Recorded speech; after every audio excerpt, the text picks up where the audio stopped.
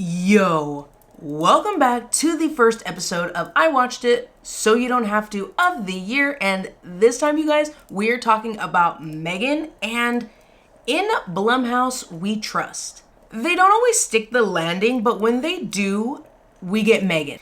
Gaslight, gatekeep, girl boss, she does it all, and she'll even remind you to brush your teeth.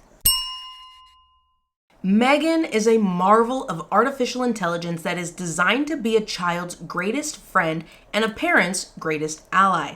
Designed by the brilliant roboticist Gemma, M3GAN can listen, watch, and learn while performing tasks she's programmed for, being a friend, teacher, playmate, and protector. When Gemma suddenly becomes the guardian of her 8-year-old niece, Katie, she decides to give her a M3GAN prototype in attempt to help her heal from the loss of her parents, but this decision leads to unimaginable consequences. From the brilliant mind that brought us standout films like The Conjuring, Malignant, Insidious, Annabelle, Saw, James Wan delivers M3GAN, and the entire team at Blumhouse nailed it.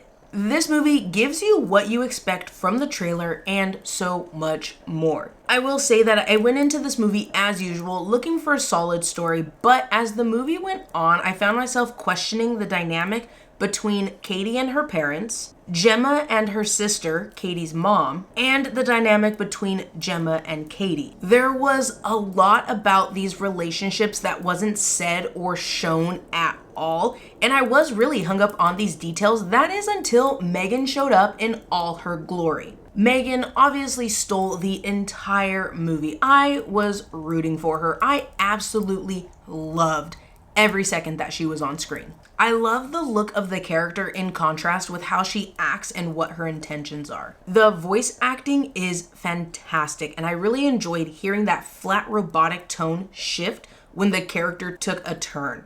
The actress that played M3GAN in certain scenes, fantastic, and honestly, it was pretty seamless. Of course, there are scenes where it's obviously a puppet and obviously someone in the role, but some scenes weren't as obvious. Violet McGraw did a really fantastic job as Katie, and there were several moments where I was thinking, oh hell no, in reaction to her actions and some of the things she was saying to Gemma. She definitely landed those difficult and obnoxious moments, but my favorite moments were when she was more subtle and quiet. It was a bit rocky, but she definitely has got it in her to deliver those more nuanced moments. Speaking of Gemma, Allison Williams was fantastic, and I was especially hooked in because she was believable in the role of an accomplished roboticist and in the role of the detached aunt. All right, you guys, I watched it so you don't have to, but was it worth the watch?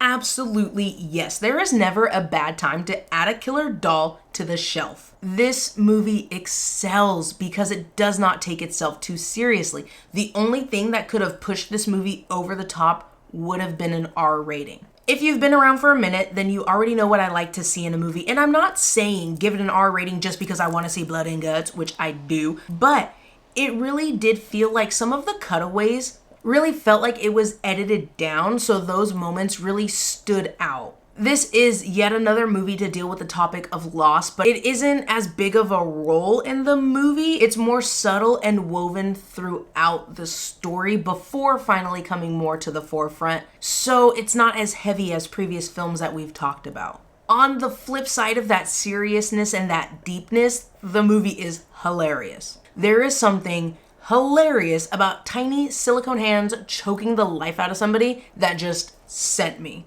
Now, we all knew the movie was going to be funny, but there are some elements that weren't shown in the trailer that are absolutely comical that completely took my honey and I by surprise. All right, that brings us to the end of the video where I watched it so you don't have to. If you're listening on the podcast, thank you very much. I'm going to leave a link down below to the podcast. If you're watching here on YouTube, leave the video a thumbs up if you like the video so I know you liked the video. Comment down below, have you seen M3GAN? Are killer dolls not really your thing? Honestly, you guys, this movie is hilarious and it passes the Bechdel test, which is a huge plus. While you're down there, go ahead and hit the subscribe button so you don't miss the next movie that I'm going to be watching for you. But until the next video, spread positivity, be safe, take care of yourself, and I'll see you in the next video. Bye.